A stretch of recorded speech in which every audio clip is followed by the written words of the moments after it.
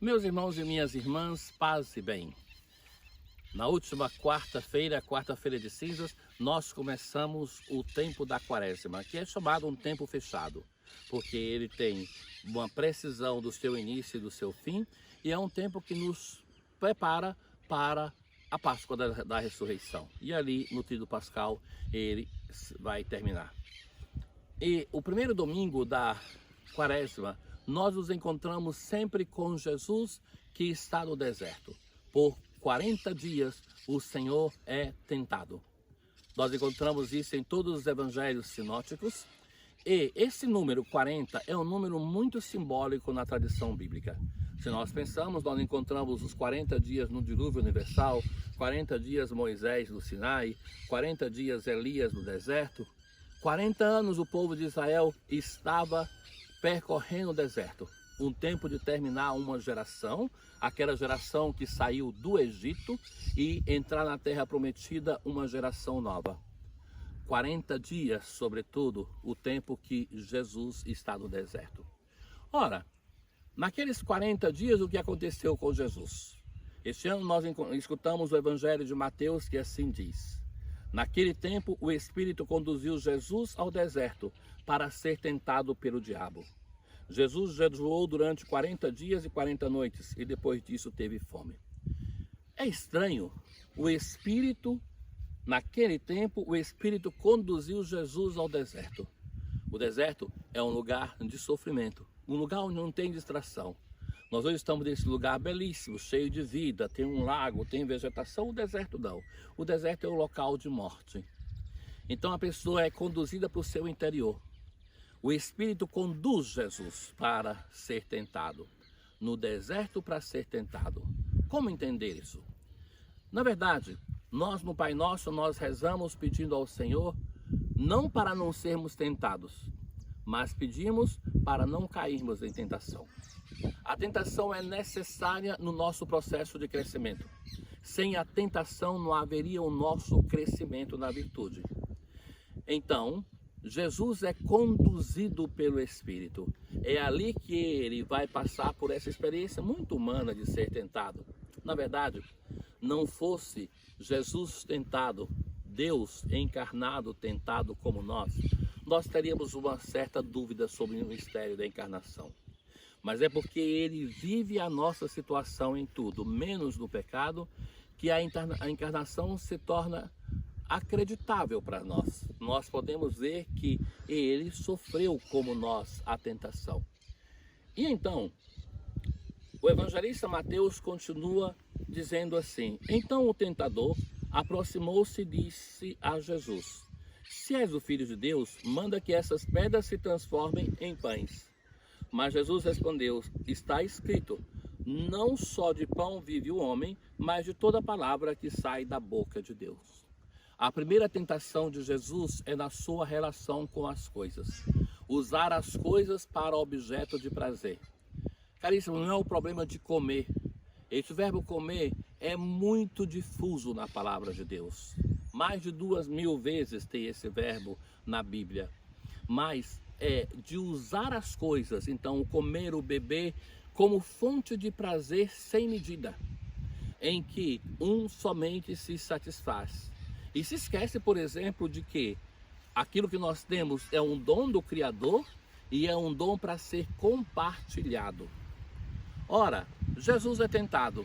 E como ele vence a tentação? Com a palavra de Deus.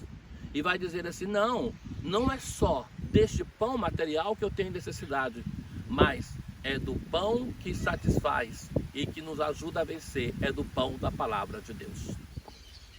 Então o diabo levou Jesus à cidade santa, colocou-o sobre a parte mais alta do templo.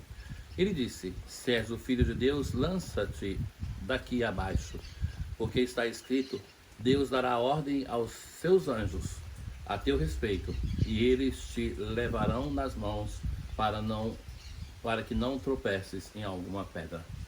A segunda tentação, diferentemente da primeira, que era em relação aos bens deste mundo, ela fala da relação com Deus. E para tentar Jesus nessa relação tão determinante da vida de Jesus e nossa, O diabo o leva na cidade santa, no lugar mais santo, no templo, e tenta Jesus usando a palavra de Deus. É a tentação de colocar Deus ao nosso serviço. Você se joga daqui e Deus vai enviar os seus anjos. Essa tentação tantas vezes nasce com a dúvida sobre Deus está aqui ou não está? Como se perguntava o povo de Israel. Na verdade, as tentações de Jesus são uma releitura das tentações do Antigo Egito. Como eles tiveram dúvida da presença, da ação de Deus, do amor de Deus, então a segunda tentação coloca em dúvida isso.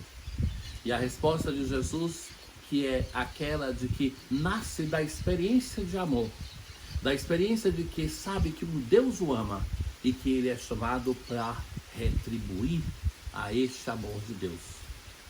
Se a primeira tentação colocava em dúvida a nossa relação com a criação, para nos apropriarmos daquilo que é dom do Criador, a segunda tentação é mais perversa, porque é aquela tentação de colocar Deus ao nosso serviço. Novamente o diabo levou Jesus para um monte muito alto, mostrou-lhe todos os reinos do mundo e sua glória, e lhe disse: eu te darei tudo isso, se te ajoelhares diante de mim para me adorar. Jesus lhe disse: vai-te embora, Satanás, porque está escrito: adorarás ao Senhor teu Deus e somente a ele prestarás culto. A terceira e última das tentações toca a nossa relação com os irmãos.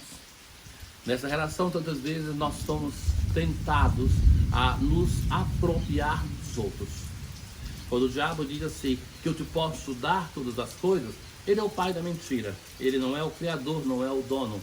Mas a lógica de possuir sempre mais, nos tornar senhores das pessoas, administrar as pessoas, os afetos, as forças, os dons das pessoas como eu quero, isto é a lógica que não vem de Deus, mas que vem do tentador.